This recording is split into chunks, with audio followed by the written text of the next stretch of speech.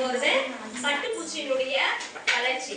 பட்டுப்பூச்சி வளர்க்குறாங்க இல்லையா, பட்டுப்பூச்சி வளர்க்கறதுக்கு பேரு இப்ப நம்ம விவசாயம் பண்றதுக்கு நம்ம என்ன சொல்லுவோம், இங்கிலீஷ்ல அக்ரிகல்ச்சர் சொல்லுவோம் இல்லையா, அந்த மாதிரி பட்டுப்பூச்சி வளர்க்கறதுக்கு செரிகல்ச்சர்னு சொல்லுவோம். இப்ப பட்டுப்பூச்சி வந்து அதனுடைய வாழ்நாட்கள் எத்தனை மாதங்கள்னா 2 மாதங்கள். பட்டுப்பூச்சி இப்ப நம்ம ஈசல் ஒரே நாள் தான். ஆமா தானே, எல்லாருக்கும் தெரியும் தானே. ஈசல் வந்து அதனுடைய ரெக்கை உடையிற வரைக்கும் தான் உயிரோட இருக்கும். அதுக்கப்புறம் என்ன பண்ணிடும், ஒரே நாட்கள் தான், அந்த ஒரே நாள் தான் ஈசலுக்கு. அதே மாதிரி பட்டுப்பூச்சியினுடைய வாழ்நாட்கள் எத்தனைன்னா 2 மாதங்கள். ஒரு முதிர்ந்த பட்டுப்பூச்சி இருக்குல்ல, அந்த முதிர்ந்த பட்டுப்பூச்சி 500 முட்டைகளை வரை இடும். இப்ப நம்ம பட்டுப்பூச்சி வந்து பார்க்கணும்னா இப்போ அதனுடைய வளர்ச்சி நிலைகள் 4 இருக்கு. வளர்ச்சி நிலைகள் 4. 1 முட்டை, முட்டை, அதுக்கப்புறம் லார்வா. முட்டைக்கு அடுத்த ஸ்டேஜ், 2வது ஸ்டேஜ் லார்வா. இந்த லார்வா இலையை சாப்பிடுது. எனக்கு தெரியுதா, இந்த இலைக்கு பேரு மல்பெரி இலைகள். மல்பெரி இலைகளை லார்வா வந்து 35 நாட்கள் வந்து சாப்பிடும். கிட்டத்தட்ட அந்த 2 மாதங்கள் சாப்பிடும் இல்லையா, 5000 கிலோ கிட்ட, 50,000 கிலோ கிட்ட சாப்பிடும். இது வந்து லார்வா சாப்பிட்டுட்டு மல்பெரி இலை சாப்பிட்டு அடுத்து 3வது ஸ்டேஜ் என்னன்னா கூட்டுப்புழு. இந்த கூட்டுப்புழு வந்து எடுத்து நம்ம என்ன பண்ணுவோம்னா, சுடு தண்ணி, நல்லா கொதிக்கிற தண்ணி இருக்குல்ல, அந்த கூட்டுப்புழு அந்த சுடு தண்ணியில போட்ட உடனே இந்த கூட்டுப்புழு எல்லாம் இறந்துட்டு அது வந்து நமக்கு என்ன கிடைக்கும், பட்டு நூல் கிடைக்கும். இந்த கூட்டுப்புழுல தான் பட்டு நூல் கிடைக்கும். அப்படி நீங்க என்ன பண்ண, சுடு தண்ணியில இதை நீங்க போடல, கொதிக்கிற நீர்ல நீங்க கூட்டுப்புழு எடுத்து போடலன்னா அடுத்த 1 to 5 டேஸ்ல பட்டுப்பூச்சியாவே மாறிடும். ஓகேவா. இப்போ இந்த கூட்டுப்புழுவை சுடு தண்ணியில போட்டாதான் பட்டு நூல் கிடைக்கும். இந்த பட்டு நூல் கலரா இருக்கு, ஆனா பட்டுப்பூச்சி வந்து நூல கலரா தான் இருக்குமா, இல்ல, கலர்லெஸ். அது கலர் இருக்காது. நம்ம சாயம் ஏற்றப்பட்டதுதான். இந்த பட்டுப்போட கலர் கலரா வருது இல்லையா, நம்ம சாயம் ஏற்றப்பட்டது. நம்ம சுடு தண்ணியில போட்ட பிறகுதான் பட்டு நூல் கிடைக்கும். அப்படி நீங்க போடல சொன்னீங்கன்னா எப்படி கிடைக்கும், அடுத்த ஸ்டேஜ் வந்து பட்டுப்பூச்சி. முதல் நிலை முட்டை, 2ஆம் நிலை லார்வா, 3ஆம் நிலை கூட்டுப்புழு, 4ஆம் நிலை பட்டுப்பூச்சி. சரி, இந்த பட்டுப்பூச்சி நம்ம தமிழ்நாட்டுல எங்க, இப்ப நான் சொன்னேன் இல்லையா, கூட்டுப்புழு எடுத்து கொதிக்கிற தண்ணியில போடுவாங்க. இத வந்து ஒரு உயிரை கொல்றது தானே சமம்.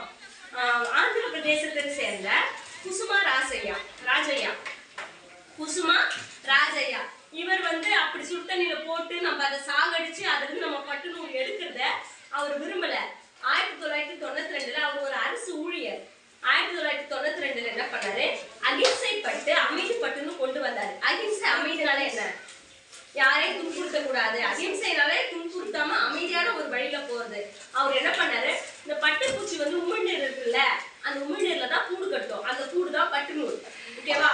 இவர் அந்த கூட்டுப்புழுவை சாகடிக்காம பட்டுப்பூச்சி வளர்ந்து வாயில எச்சில் வழியா உமிழ்நீர் வழியா கூடு கட்டும்ல, அந்த நூல் எடுத்துதான் அவர் அந்த பட்டுப்புழையை வந்து அமைதிப்பட்டை வந்து தயாரிச்சாரு.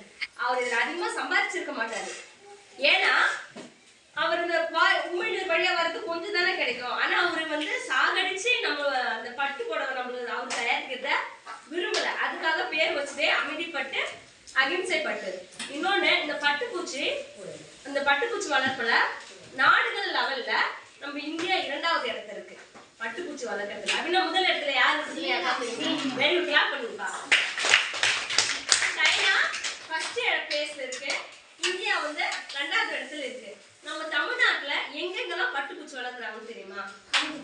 Very good. காஞ்சிபுரம் 1. அடுத்து யாராவது சொல்றாங்களான்னு பாருங்க மொத்தமா. Very good. திருவனந்தபுரம். ஆர்மி. சரி, அவங்க 2 பேரும் கிளாப் பண்ணுங்க பாப்போம். ஆரணி, காஞ்சிபுரம், திருவனந்தபுரம். நம்ம தமிழ்நாட்டுல இந்த 3 இடங்கள்ல தான் பட்டுப்பூச்சி வளர்க்குறாங்க.